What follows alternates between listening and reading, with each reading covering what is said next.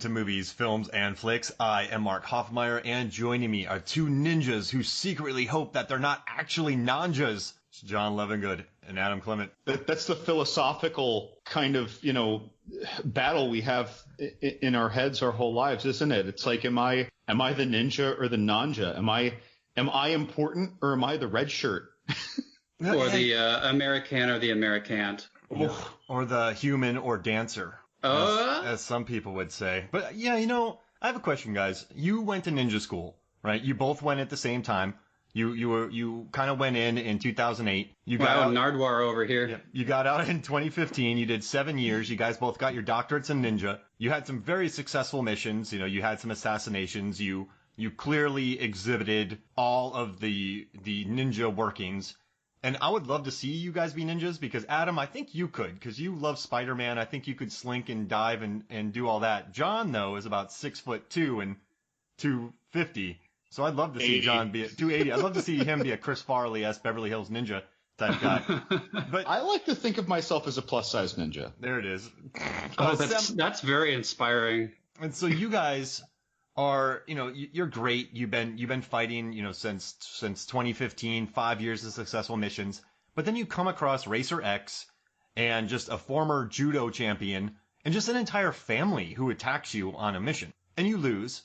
Does that make you non-jas or does that make you ninjas who lost to a greater foe? I feel like we were like the kids in Varsity Blues who went out to a strip club and got really drunk and then showed up for like an important all-state game the next day, hungover. Interesting. I feel like we had to be hungover for this to have gone so horribly awry, where some dude wearing a handkerchief that he put on in the shadows in the middle of my opening fight sequence caught my punch.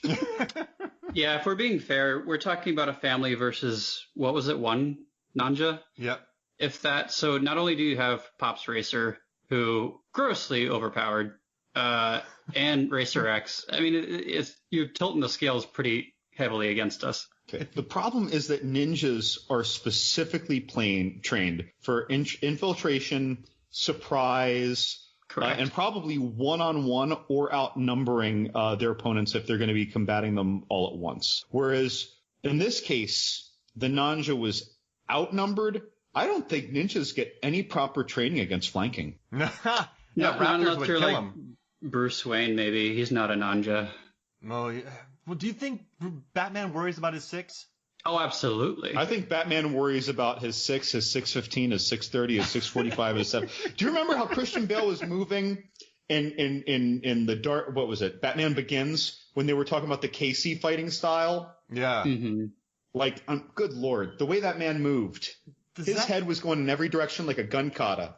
Yeah, Bruce Wayne confirmed as non-ja. Could Michael Keaton only look at his 3 and 9 then? Oh, that's not fair. Why?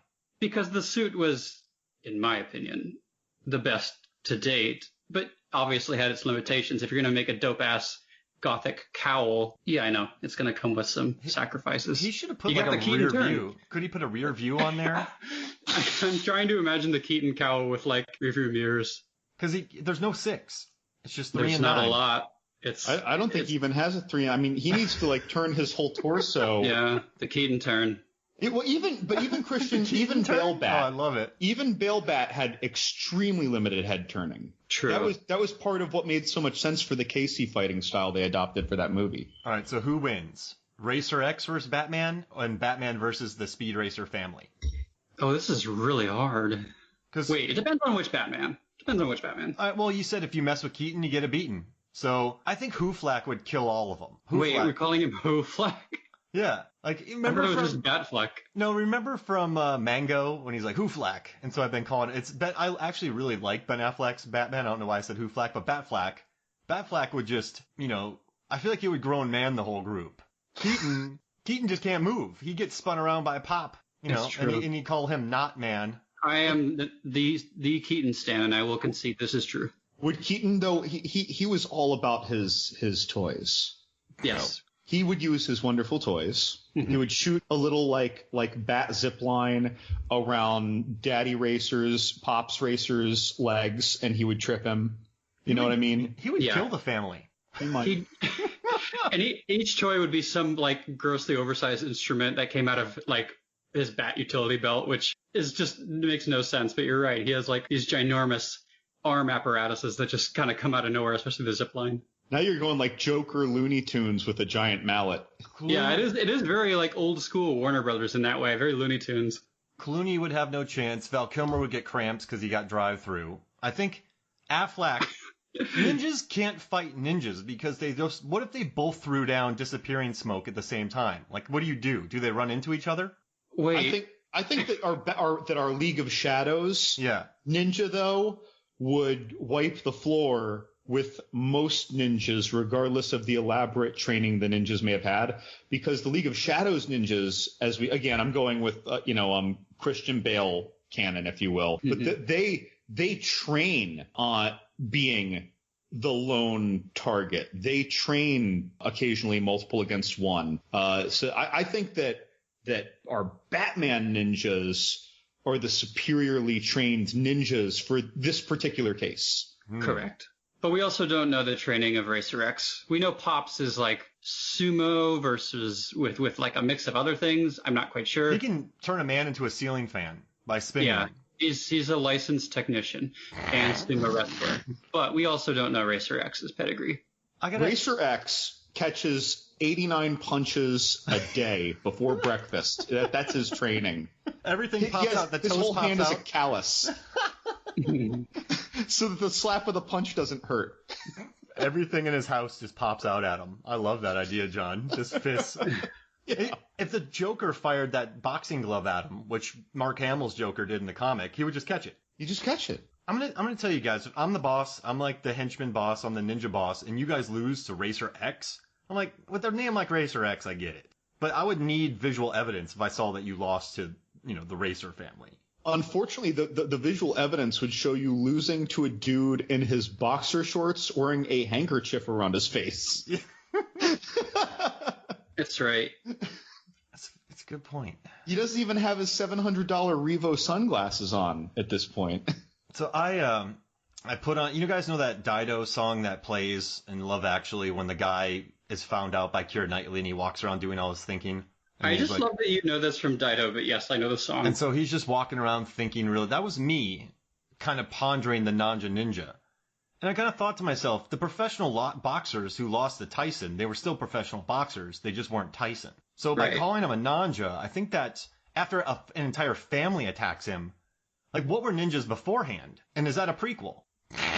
I don't know how to respond to that. I think I've just gone cross-eyed. Yeah, you literally stumped me on that one. That one's got a lot of layers. I couldn't even think of how to respond. Do you know that scene in Tommy Boy where Tommy Boy's like, "Oh my god," that's the reaction. I saw smoke coming out from Adam's Skype monitor, like he just short-circuited there. It was great. The fembots just started smoking. Yes.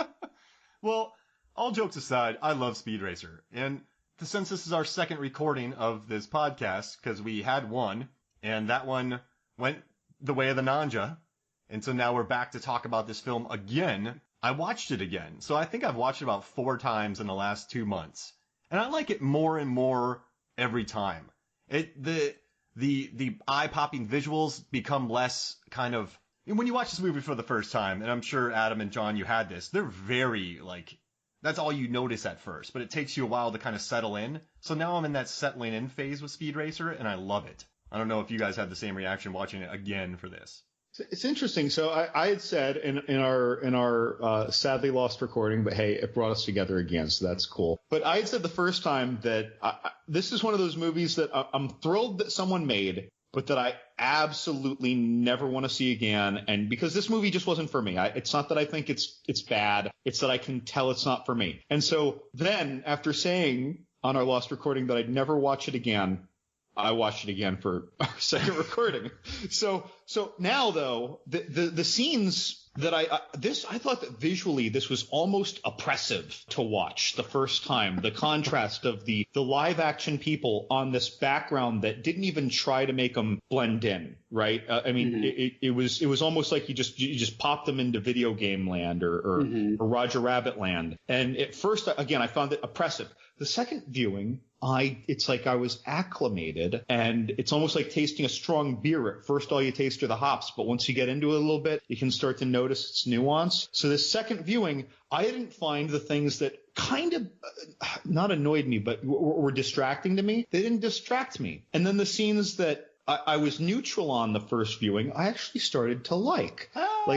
Like some of the interpersonal characters, the father-son heart-to-heart, the interactions with Speed Racer and Racer X about who he really is, the end revelation about that. I can finally say I truly enjoyed some scenes. But the scenes that bothered me specifically the first time, because this movie just wasn't for me, bothered me even more the second time.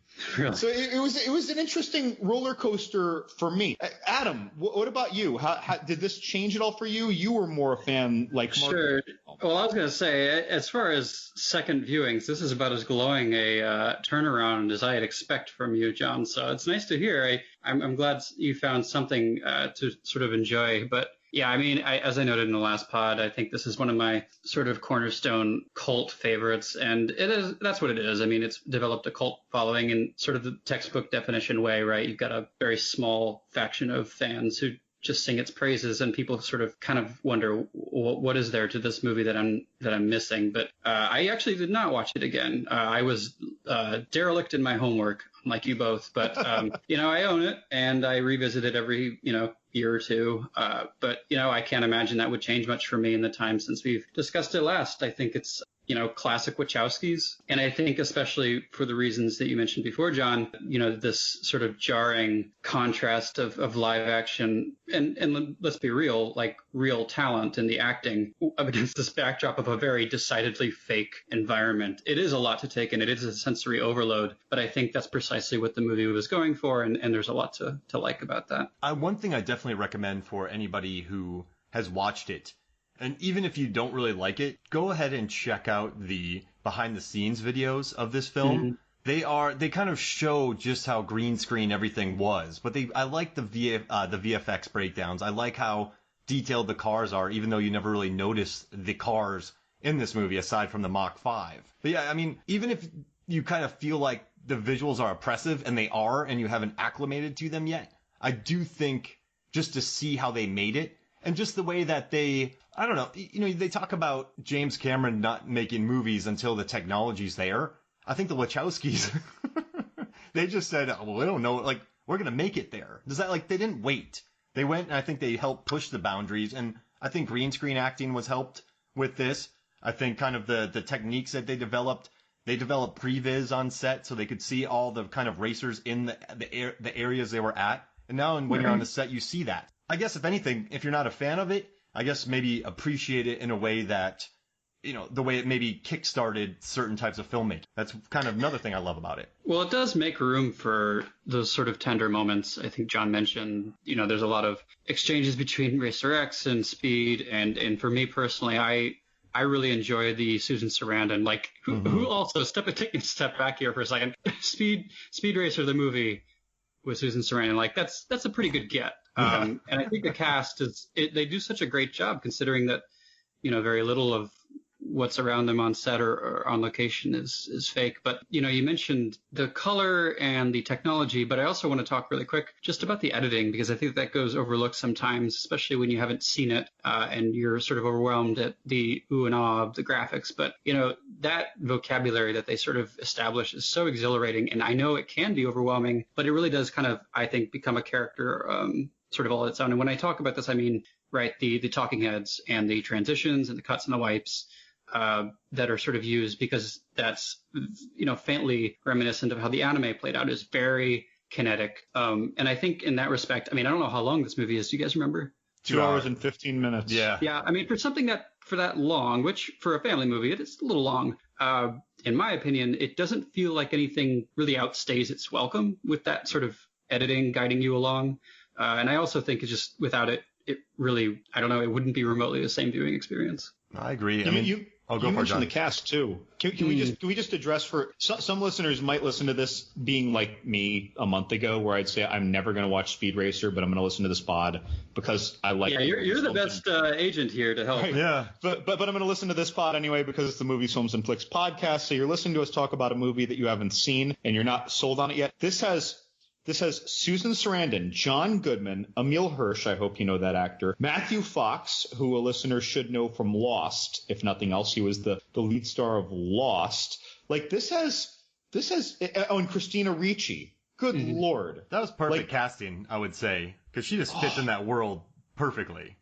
Oh, for sure. And that hair that I swear would be horrible on anyone else. She managed to make that work. Yeah. And yeah, it's Scott Porter from Friday Night Lights, which makes me happy. I jumped on Mark for that cast introduction, though. I think Mark was onto some lightning in a bottle. And it's also really inclusive. Like the movies the Wachowskis do, and whether people sort of acknowledge it or not. I mean, we have to remember this is a Hollywood movie, so maybe now in 2020 there is that bigger drive, right, to include more Chinese and Asian actors. But this was back in what year was it? 2007, I think. Yeah, probably when they were making it, and then it came out in 2008. Yeah, but even in like The Matrix and stuff like that, like they're always trying to be a bit more inclusive than your typical Hollywood blockbuster. So I appreciate it for that. I mean, we had a lot of Australian accents. Yeah. And Rain, the South Korean star, and he's also in a movie called Ninja Assassin. Oh, that was Rain? Yep. That was him? Yeah, where they hide in these shadows.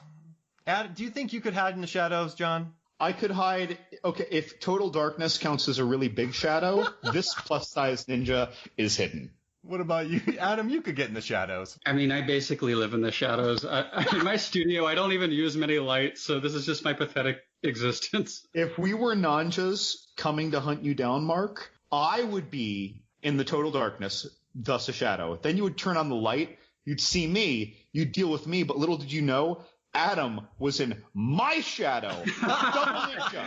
Double ninja. We're all just standing in the shadow of John. In class, Adam would sit underneath the like in our classrooms. If there was ever a light out, he would sit underneath that. He was very sneaky in grad school. You never knew he was there. I'm pale and sensitive to light. Ghosts. Right. No, but also, I guess we were talking about this. This movie also has the benefit. We're talking about the colors, the design. It also had the benefit of having a $120 million budget in 2007. So, I mean, add some inflation, that's what, like 150 maybe? I mean, that's a lot of money to give to just an all green screen speed racer picture. It is. And I think this is probably obvious to anybody who's either a fan or listening maybe, but it goes without saying, I think, or at least it bears repeating, that those sort of super vivid, like faux backgrounds, and I guess the closest equivalent I could, conjure, maybe John would know better, is like Sin City or like 300 or Shark Boy, Lava Girl, something like that, where it's not a compromise, right, of the budget. They're not doing it because they're cheaping out. It's in service of the brand. That's my opinion, at least. I have a hard time believing that a movie that looks like that and is so singular in that vision was saying, well, we can't pull this off, so let's not make it look like an actual video game. Because it does. It looks like a real video game with regular people in it. The one thing I feel with the Wachowskis is they can capture what they're going for. And you're going to see every scent on screen. I mean, Cloud Atlas, Jupiter Ascending, which I love so much. But even though those movies they're bombastic, they're weird, they're different, they're spectacles. But you're right, though. I kind of like that. I mean, every scent was on screen for this. And I think that was this movie was a pod race. Was like a Phantom Menace pod race. A whole third of the movie. Oh yeah. Oh wow. And I also like the way they break up the races, though, because you mentioned a third of the movie. I don't actually know. That might be an interesting data bit, how much screen time is devoted to the races, because it doesn't feel like too much, but it does feel like, it's almost like Mario Kart. And I think we talked about this last time, which was this race is in like an ice location and this race is in like, some tropical exotic area. And I like that about it. Like Fiji in the beginning. Yeah. I love the track. What's kind of weird is I don't know. I just want to bring up one thing about the editing. I forgot to say this earlier. In Fiji, there's a scene where they go from a car to a blimp, to announcers, to a blimp, into a TV, into the home. It's just a beautiful transition. They do a lot of that, and I love that too. And it's one of those things. I'm a huge movie nerd, so I just like, hey Megan, come here. Make my poor Wait, wife. Mark, you're telling me you like movies? Yeah, who would have thought, right? Someone, they told me I have no bits. I love movies. I'm obsessed with them. And when I see cool scenes like this, they make me happy. So I dig it. I don't know. I love the transitions. But I think the racing. I think my favorite race. I mean, what's your favorite racing moment in this movie? I mean, for me, it's the obvious finale Grand Prix thing. It's basically Rainbow Road come to life. I love that scene. But I also like, and I think, John, I don't mean to put words in your mouth, but I think you kind of hinted at it, where I think Racer X is sort of waxing poetic as Speed is about to cross, and it's like a very emotional build-up. For me, that works. I like that stuff. I'm a sucker for it. So second viewing again, yeah. I said acclimate, but I never got more used to it as the movie went on. This was a case of the second viewing, I understood what this movie was, and it didn't distract me, I guess. But so once I had that, once I wasn't distracted, yes. That was a scene that before I was very neutral on, and I was interested because I liked both of those actors. And the second viewing, I could enjoy that scene because I do like both those actors. I was no longer, kind of distracted by these transitions between what seemed like a real world moment and this Mario Kart meets the Matrix, Blade Runner, Mad Max Fury Road, It's a lot. Derby. It's a lot. Tokyo Drift meets Rollerball. Whoa, that's perfect. It's so violent, by the way. I love that. This is our sixth. Oh, no, you're right. Sixth or fifth. This is our sixth or fifth Racing Pod movie. Fifth. And this is by far the most tremendously violent of all the racing movies we've seen. And you say that after we kind of acknowledged last time that the drivers who are, as you mentioned, like completely demolished by these cartoonishly just over the top weapons, but they do eject in these little blob protector pods. What was that like watching that? Okay, was that more apparent? So the first time I seriously thought people were being wholesale murdered. Let's just get that straight. So that is how well I caught that. And by the way, the second time, now that I knew that, I don't feel that the movie did a good job conveying that to me, by the way. So the second time, I'm still watching scenes like, okay, I know that there's one scene where I very distinctly saw like a safety bubble, but I'm like, it looks like these people are getting murdered. And let's just say that I believe that they all have their safety bubble pods. Right. When the dude launches, when Speed Racer has his car wheel over Snake Oil's head, if it hit him, he'd die. Yeah. Wouldn't he? The flesh would be off his face. And someone had a beehive launched into their car, and they were screaming, presumably because they were being stung repeatedly, and this thing was not protecting them. It didn't form and protect them. So I maintain a few of those people still died. John's calling for I do not trust the efficacy of these bubble safety pods. John's calling for a ban on bees for these races. He's the Nicky Lauda of this world, kind of telling everyone that they need to clean it up. I'm fine with 20%. Once you make it 21%, it's unacceptable. Now you brought up my favorite moment. There's a catapult that shoots a beehive. And that's love that. That's all I need. I just need a catapult in the movie. It doesn't matter what movie. Just imagine your pit crew being like, all right, we've got investors, we got blue chip companies supporting this ride and this whip and this driver. We're going to put the highest tech in this bad boy. We got that room for the beehive. And the axe underneath the car that swings at Racer X's face and he has to duck back. Sure. I love the Vikings, guys. Those are my favorite characters in this movie. It's so fun. And then there was the giant chained morning stars hanging from the back. And then he's swerving around to make it swing. It's almost like a catapult on a rope. So what's funny to me is that this is the third or fourth race of the movie. I'm including the brothers race in the beginning, right? But this is the third or fourth race we've seen in the movie. We know that these cars have a little more trick to them than just being able to make these weird little jumps and flips, right? So we know they have some tricks. But when they introduce this race, they're like, this cross-country race, who can tell what's going on in those dust clouds? People have all sorts of modifications, Frank. And he's like, well, I have a feeling that most of the cars are really following all the rules. And then you go in, and in your head, it's prefaced. You expect this is going to be as zany as it gets. But you go into Looney Tunes bonkers land. Mm-hmm. This is like when Bugs Bunny pulls a mallet from behind his back that weighs 8 times as much as him, as they're catapulting beehives. Yes. And again, that Morningstar thing on the chain, those balls were like as big as the car that was towing them. Where were they? All this talk about this being as over the top. I mean, obviously, like, this is inspired in part, not that the manga had it or the anime had it, but it's so deliberately eschewing, like, the temptation Hollywood does for adapting things with a more mature Western spin, right? Like, we live in a world where we can't even put Hugh Jackman in the Wolverine spandex because, oh my gosh, that would just be absurd. So I just want to appreciate just how all in this movie goes. Because, I mean, think of it now. I mean, let's just thought experiment time. Speed Racer in 2021. What does that look like? Is that more of a Fast and the Furious outfit? Because let's be real, with the way Fast and the Furious movies have been going, it might as well be Speed Racer now. So I'm wondering, maybe the colors aren't there. Maybe it is a more like true to life adaptation. I just think as poor as the timing was for the movie's performance, right, marketing wise, and maybe it was ahead of its time, but had it come out now, I feel like it would have been not only better received, but it certainly wouldn't look or act the same.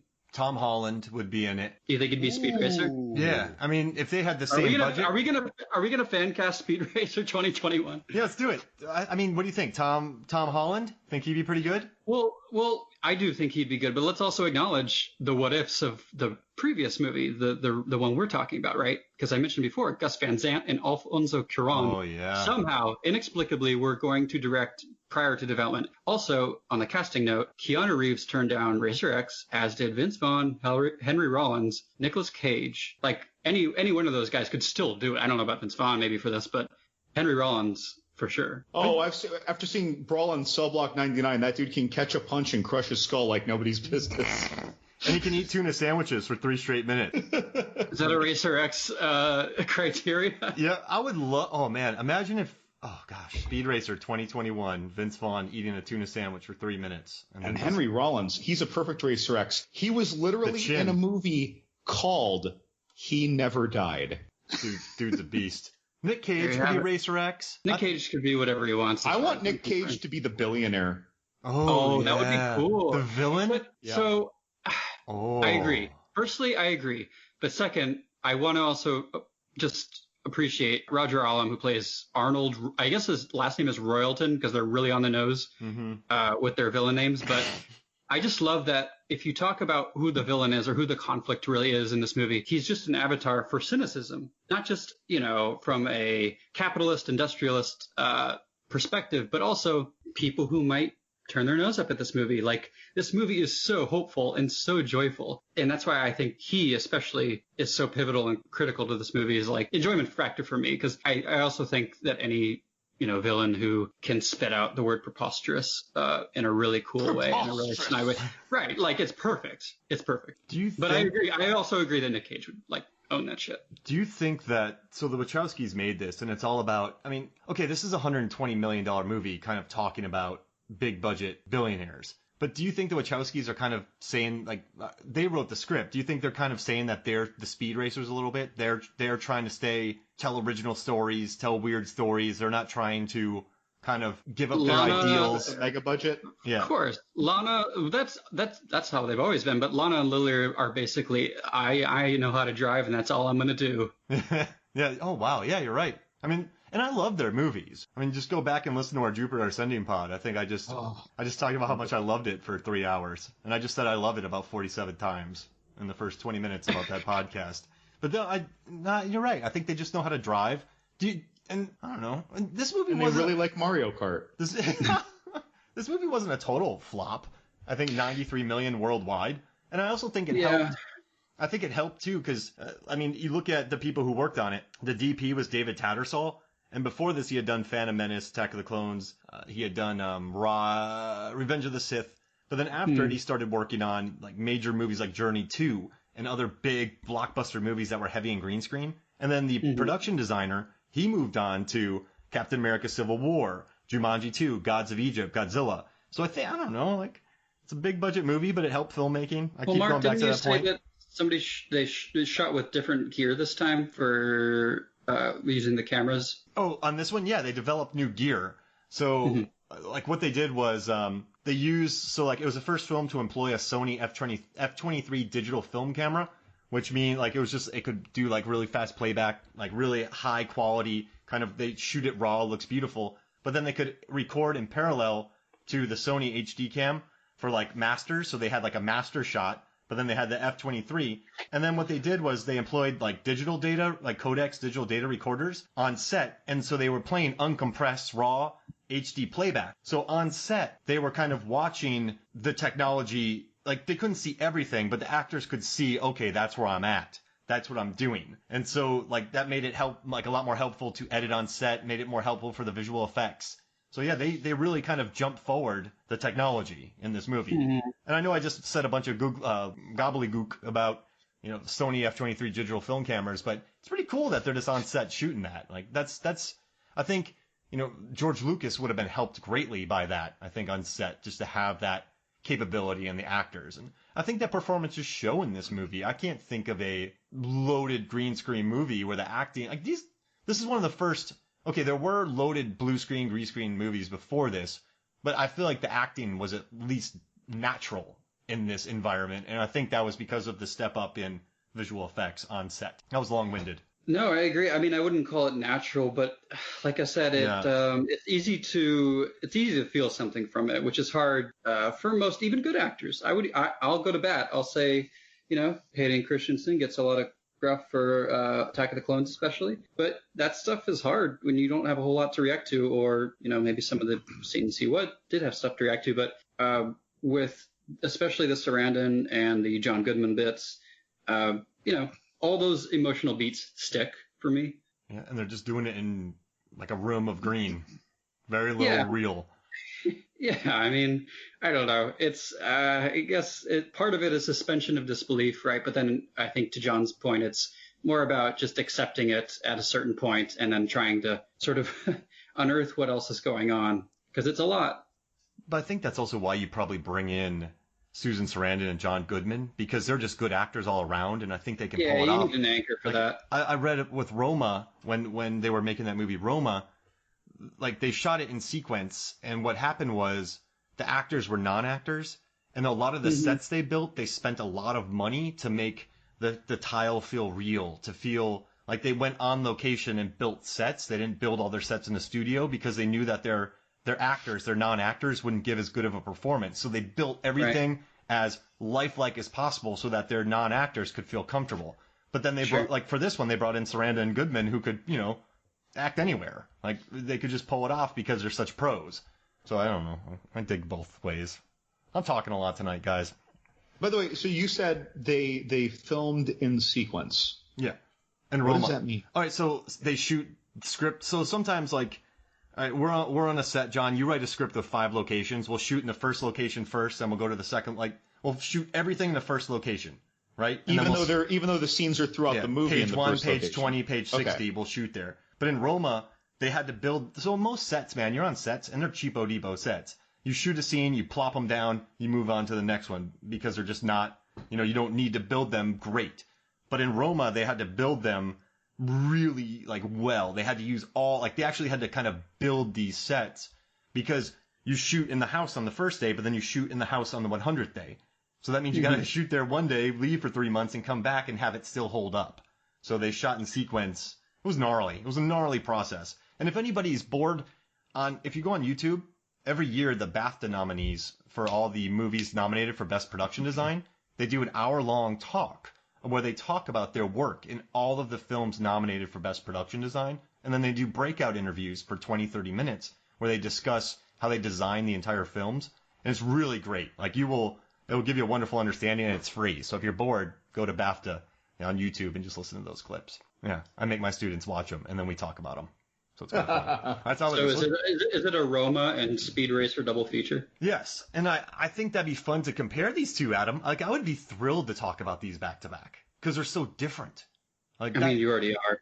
Yeah, you're right. Oh gosh, No, and you know, I'm smiling right now, like just to talk about these two totally different films by excellent filmmakers.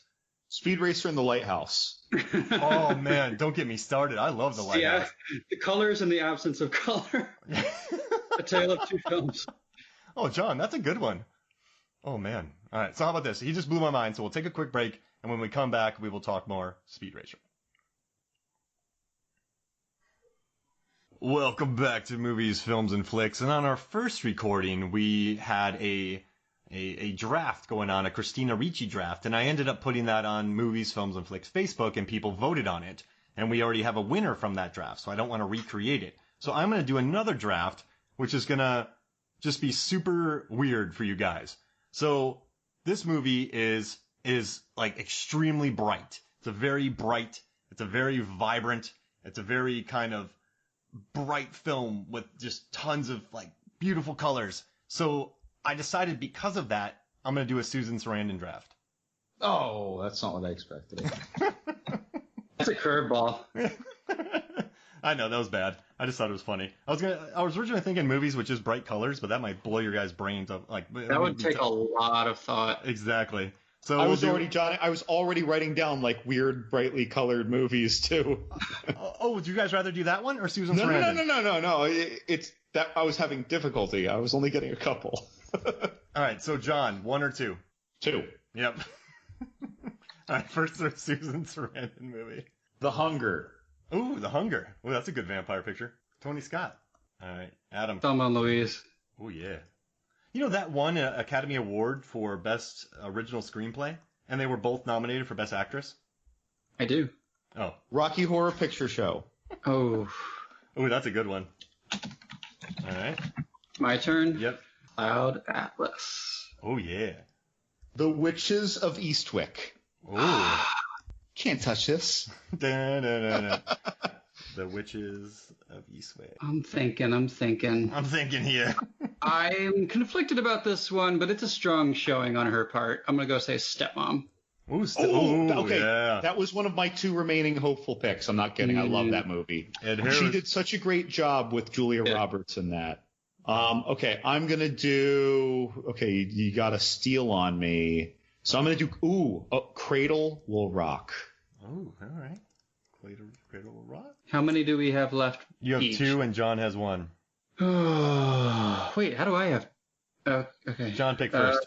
Igby Goes Down. Oh, I like that one. It's a good one. There's some... Okay. I wrote a review for that, for the FS View, by the way. We talked about that on the last one. And Jeff Goldblum is very threatening in that film. I like that. Yeah, it's a little against type for Goldblum. They use his size and physicality well. If you want to see him be intimidating, what was it? Deep Cover. Deep Cover? All right, I'll check Right, that with out. Lawrence Fishburne. Am I remembering that right? Wasn't he in that? That sounds like a one of the Cynthia gangsters. Rothrock movie. Well, it had not Cynthia Rothrock, but superficially similar looking was what is it? Ellen Burstyn? Oh, nice. Playing like a sexy kind of gangsteress role as well. All right, so this is not so much a Susan Sarandon movie, although she's one of the stars in it. I really like dance movies, so Shall We Dance? Hey, that's And she was the very Gere. understanding wife of Richard Gere when she realized what he was doing all those evenings. Last one, Adam. I could easily and justifiably make this Jiminy Glick and Lala Wood, but I won't. I think I'll just go with Speed Racer because, like I keep saying, I think she's just such a critical anchor for this. Without her, and especially with Goodman, I just don't know what this movie would look like. So what's interesting about our picks when because sometimes people will find themes in the draft choices. Oh, mine are obvious.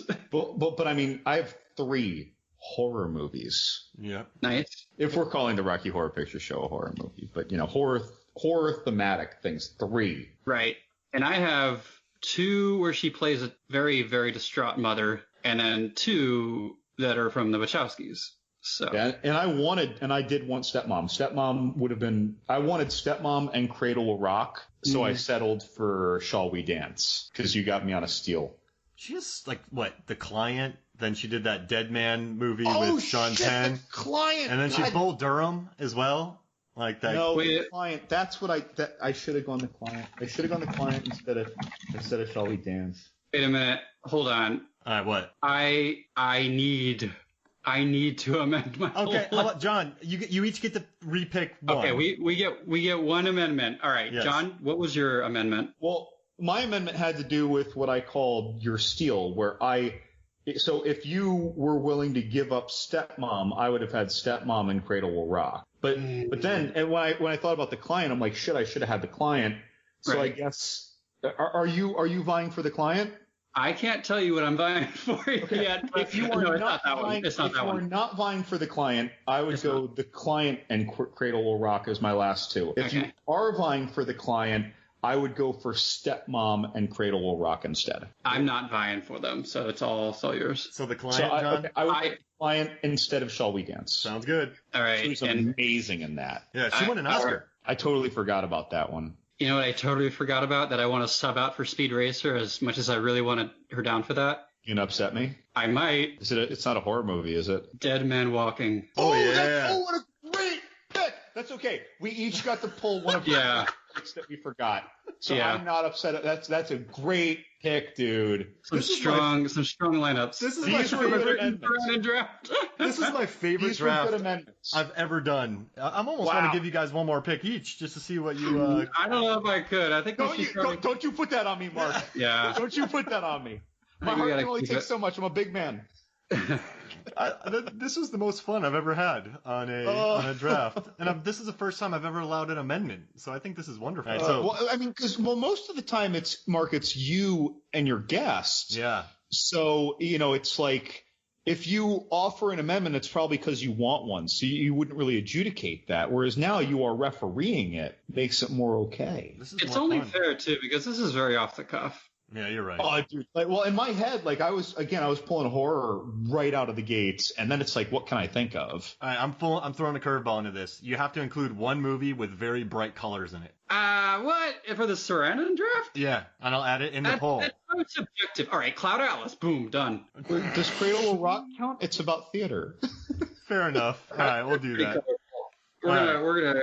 Yeah. Yeah. All right. I don't even know how to pick a Susan Sarandon movie that has a lot of bright colors. I guess Thelma and Louise, right? When they're driving out at the end and the True. On Magic Hour. All right. So we have Adam, Thelma and Louise, Cloud Atlas, Stepmom, Igby Goes Down, Dead Man Walking, John, The Hunger, Rocky Horror Picture Show, The Witches of Eastwick, Cradle Will Rock, and The Client. This is going to be good. Yeah. This is going to be. So go to Movies, Films, and Flicks Facebook, and the day. So if I'm putting this, whenever this comes out, this poll will be up the day after. So if you're listening to it the first day, come to Movies, Films, and Flicks Facebook, and I will run this poll, and you can vote. I enjoyed this. I feel good, guys. I got to tell you, a lot of times, when I hear a draft being drafted, right away, I've got a good feeling, of who's going to win, whether or not I was picking them or not. I got to go. Whereas this one, I feel like this is Joel Edgerton against Tom Hardy. At the end of Warrior. Yeah. Why can't I think of his name right now? Against Tom Hardy. Tom Hardy, yeah. This is the two brothers, and you follow both their stories. You're with them. They're both struggling, and you want each of them to win, and you don't know who the hell's going to come out of this. The real Sophie's Choice. This is tough. Kramer versus Kramer. Tommy Harden's choice. Another thing is I like about this movie, and we haven't. I know I've talked about all the colors. We talked about the brightness, but this is the type of movie where if there's three vases in the background, one of them's red, one of them is blue, and one of them's orange. I mean, it's just you can't have three things next to each other like that, and it kind of got me paying attention to the production design, and I really dug that about it, and I like that. The family had their core colors, but when Royalton came in, he was in purple, and the shots became more. What's up? How many candelabras did they have? Oh, brother. So, did you just listen to that one on Ready or Not? Yeah, I was listening to your podcast just recently about that, and how they were saying we only have 4 or 5 candelabras, and you're like, I can make half a candelabra work. Yeah, they were complaining about that. I learned on AVP they only had 3 flashlights. Specific kind of flashlights for some reason. How, with the budget of AVP, do you only have 3 $20 flashlights? I have no idea. And yeah, so in Ready or Not, Megan and I did a podcast, which on Movies, Films, and Flicks Facebook people voted on in that one. But yeah, Adam, I learned that in Ready or Not, which we love, they had like 5 candelabras, and they're like, well, we only had 5. And they're in a mansion, though. Yeah. Give me 2. As a non-film production person, as a non-film, behind-the-scenes film savvy person, to me, that is a strikingly low number. And I get that you can just keep moving 2 or 3 from one scene to the next, and I'll never be paying attention to the candelabra. I get that. But I still, just as Joe everyday movie watcher, but Joe everyday great film reviewer, I'd like to think, I would not necessarily think that is a low number of candelabras to have. I want everyone to, I got a visual for everybody. So everyone listening, Adam, John, picture me inside the mansion in Ready or Not, just a large mansion. And actually picture me inside of a dark, mahogany, rich mansion. Are you wearing a 7-piece wedding dress? No, oh my gosh. No. I am wearing cargo shorts. I have a shirt that is very wrinkled. My socks don't match. I have stubble. I'm drinking coffee, and I have a hat that's askew, and I look sleepy because I've been working 14 nights in a row. Mm-hmm. They come up to me. I'm in this set. I got cargo pants. I have my call sheets on me. I have my radio. I have my surveillance headset in. And someone comes up to me and they're like, Mark, we got some bad news, man. Like what? Like the camera go down? Like the house is burning? We lost permits? We don't have a car? The extras didn't show up?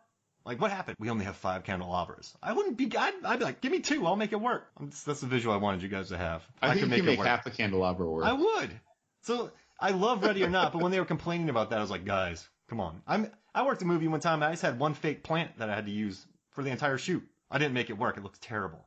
But in their defense, movies like Ready or Not and Knives Out are very candelabra-centric films. Yeah, you're right. I mean, listen, if I was shooting Phantom of the Opera and I only had 5 candelabras, I'm in trouble. No, I could make that work. I could do it. You have 4 candles. Yeah, if I had, I could make 4 candles work. You chop them all in half, 8 candles. Then they're ready. That's like in Rain Man. He's like, I want 8 fish sticks. So he cuts them in half. And he's like, no, you have 8. The 4.5. Yeah, but yeah, I hope you guys got a nice visual of me complaining about candelabras because that's, they didn't have to worry about that on this movie's though. Now, thank goodness. All right, John, we never talked about this. What was your favorite racing moment in this movie? Racing shenanigans more than racing itself. This movie did not capture me with the components of of feeling the rush of the race. That was never there for me. So for me, this was more a stunt here, a stunt there. The French dude uses his spear hook on speed, so he uses his jumping thing because he sees the camera coming up to, show that dude's cheating. Like, okay, I felt good about that. Almost all the shenanigans in that cross-country thing in the dust clouds, that Fury Road scene, again, with like those kind of like dangling Morning Star things and launching the beehives, those were awesome. But again, for me, it was all like stunty special effects shenanigans and no moments that captured the rush of the race.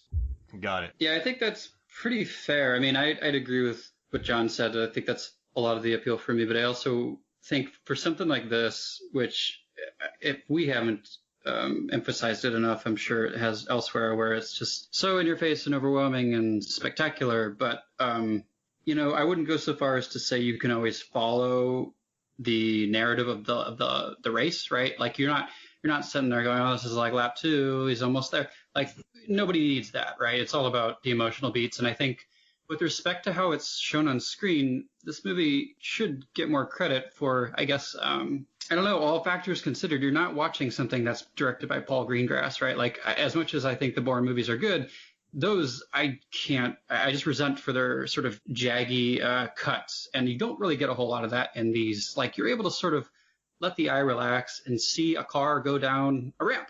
Yeah. Which is kind of refreshing. So, obviously that doesn't answer your question, but I think my answer would probably be the final race, which again is more emotional justification than anything. But yeah, I just think this movie could have easily become even more incomprehensible with poor editing. But I do appreciate the fact that you're allowed to sort of watch things for longer than a couple seconds and understand where their moves are being made. So I have a question for you guys. So I'm watching the final race, and it's after he has defeated the Frenchman who was using the spear hook, cheaters, right? yeah.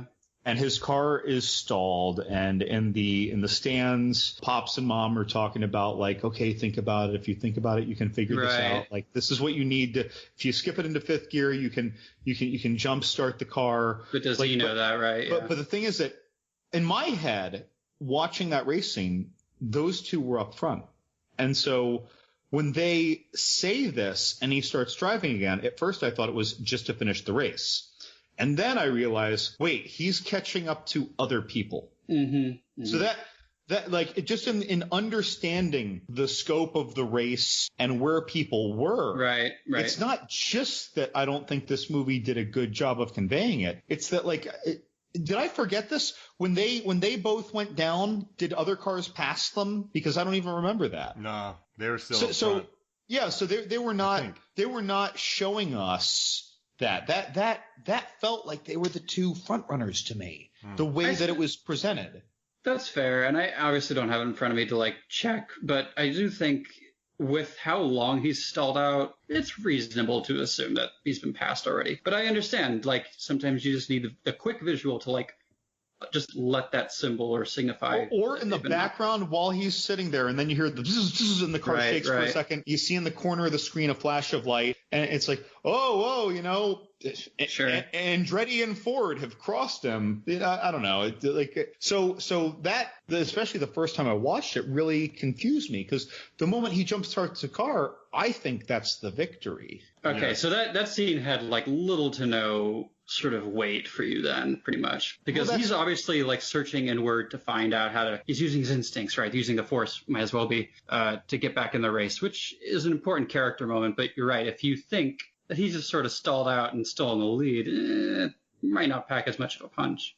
Well, but of course, if he can't finish the race, then anyone would pass him eventually, right? Sure. But again, this is one of those things too, where the first viewing, where I was kind of distracted more, I guess, by the effect contrast. I didn't really care about much. Whereas in this, I appreciated those character moments, looking at Pops, looking at Racer X in his super elegant luxury box. Yeah, I was going to say, what kind of arrangement was that? He had a nice setup and some arm Detector's got some money. Right. But so I appreciate it. And the other thing is that the second time I'm watching, I already know this. Yeah. So it didn't throw me. But again, the first time I'm just like, wait, what the hell? Yeah. What about you, Mark? Catapults. Mark likes to talk about a lot, and it gets me thinking about it a lot when I watch movies now, especially horror movies, or just violent action movies, is I really appreciate understanding the architecture and dimensionality of the house, if you will, that we're in, or the space that we're in, understanding what's where. And again, this, we didn't convey that. Even when we saw some people making their Tokyo Drift hard turns around their I don't know, Roger Rabbit, Blade Runner racetracks, you never really got a feel for how they were doing in the race. Yeah, and I think that's partially why, well, maybe not why, but the necessity of all the talking heads. Like, let's be real, as much as I enjoy them, they are very, very, I don't want to say intrusive, but they don't let you off the hook. Like, they remind you they're there. So if you don't know what's going on, rest assured, there's going to be 2 or 3 people exclaiming in some dramatic fashion, right, to give you the play-by-play. That's interesting. You say dramatic fashion. These are almost like theatrical asides. Oh, absolutely. Yeah. Nice way to maybe kind of explain what's going on in the audience and then keep the budget down too. Really, almost like a Greek chorus. I know that's like completely pretentious, but it really does serve the same purpose. I mean, there's a lot of wow, I never thought about it like that. Listen to you guys. I'm just talking about candelabras over here. I mean, we learned from. I think I initiated that. The one thing we haven't really talked about yet, guys, is Spritle and Chim Chim. Did you warm up to them the second time around, John? So I mentioned that there were certain things that I wasn't fond of that bothered me more the second time, and that was pretty much everything about them. Yeah. What about you? Well, you haven't watched it since then, but have you changed your opinion about them, Adam? Well, no, but John's comment makes me think, what's the classic adage that they use on film sets, right? You never work with kids, you never work with animals, and this movie does both. And I think the fact that the interplay is as quote-unquote fun as it is between the two of them, I appreciate. And I also think we brought about last time on the pod where, if going back to this 2021 Speed Racer iteration that would be, would they have used a real live animal as opposed to something completely CGI'd? So I do kind of, rose tinted lenses, but I do kind of appreciate that they used live animal on this one. I like Chim Chim. And the kid's not bad. I want to ask you guys a question. I've been reading stuff like about Star Wars lately with May the 4th coming out, and I've been working on some posts about Star Wars. And I hear a lot of people dogging on Jake Lloyd's performance. This was a kid.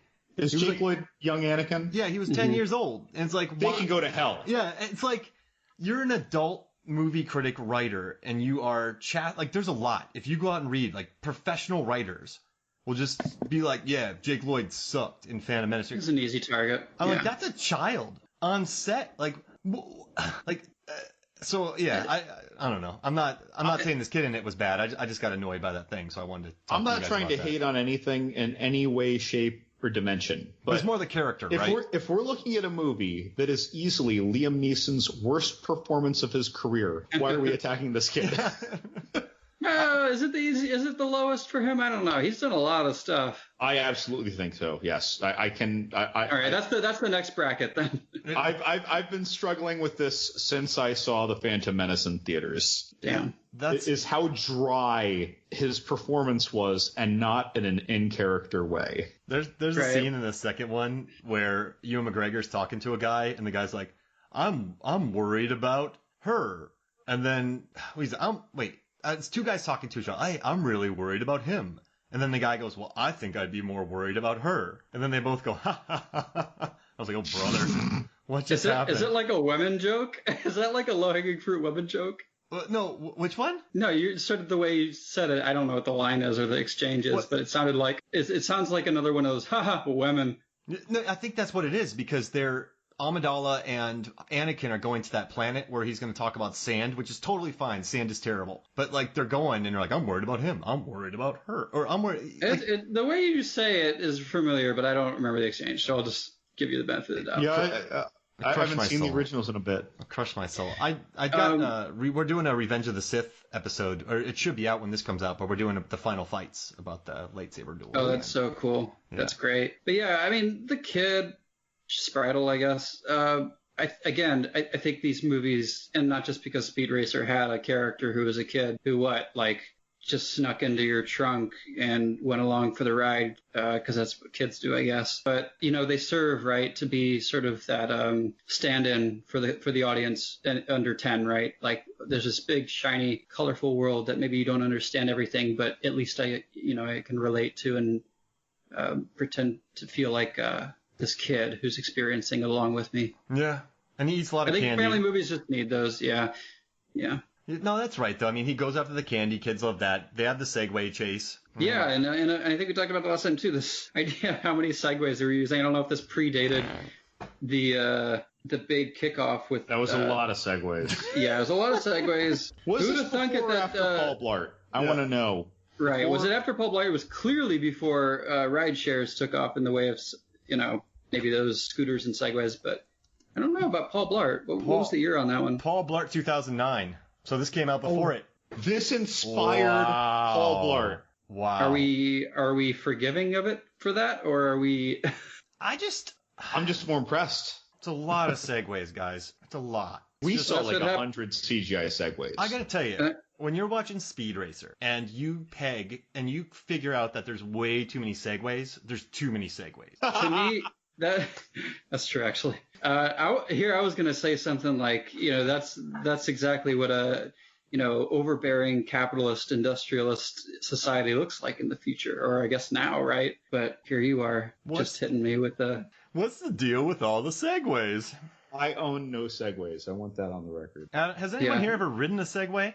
No. I feel like I'd fall off. I feel like I'm over the weight limit. I don't trust it. I wouldn't stop. I'd get hit by a car. Get wiped out.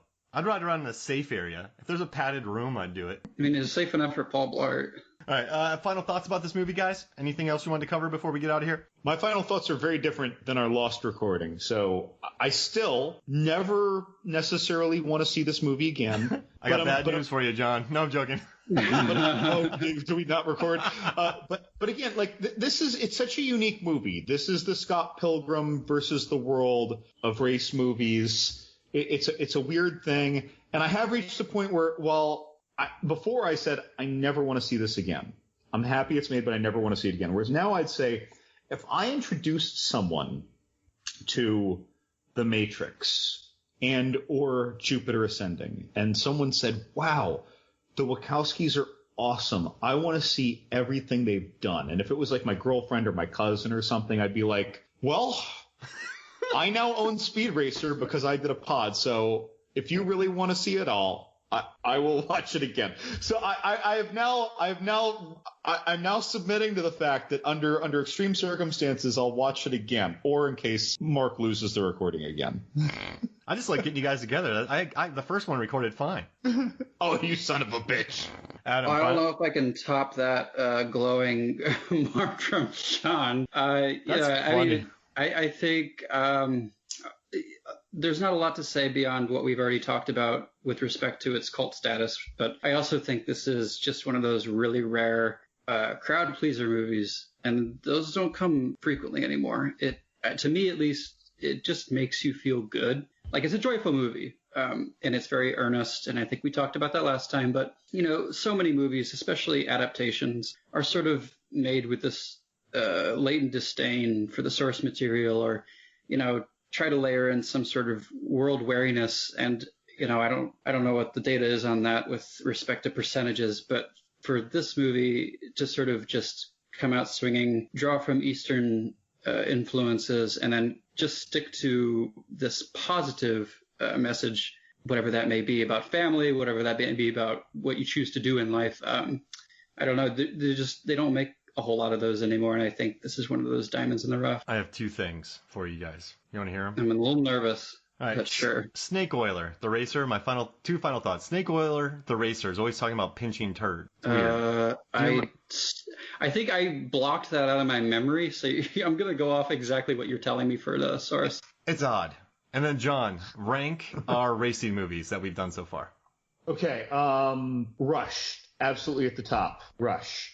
Followed by, I know I'm sticking it at a tie between Days of Thunder and Drive, and then Wait, Ford you're saying v there's a Ferrari. tie? Yep. Can't do it. Okay. Break it. Days of Thunder, then Drive, then Ford v Ferrari. I'm going on pure entertainment value because we did Speed Racer, by the way. If we were doing filminess, it would be different. Ford v Ferrari would be higher, and I got Speed Racer at the far bottom. All right, I'm going to go Ford v Ferrari, Rush, Speed Racer, Driven, Thunder, Days of Thunder. Do you know what Mark did to me? He did to me what the owners did at the end of Ford v Ferrari. He's like, yeah, we're all going to tie. We're all going to cry. And then after you think it's a tie, he's like, oh, no, you lost. You lost. You actually have to pick a winner. Just don't throw a wrench at me, all right? You'd bounce it. You'd bounce it on the wall. I do, yeah. Just not the big wrench, like that's in Hobbs and Shaw. I don't want that thrown at me. Or from Dodgeball. Oh, yeah. We did talk about that on the last part. All right, good. Well, this was good. Thank you for joining me, guys. This was a lot of fun. Thanks for having me. All right, so for me, Mark Hoffmeyer, and for the Non-jas, maybe a ninja, maybe a Non-jas, who knows? Non-jas ninja. Plus size Non-jas ninja. Just for John Livingood and Adam Clement, this is Movies, Films, and Flicks. We'll see you next week.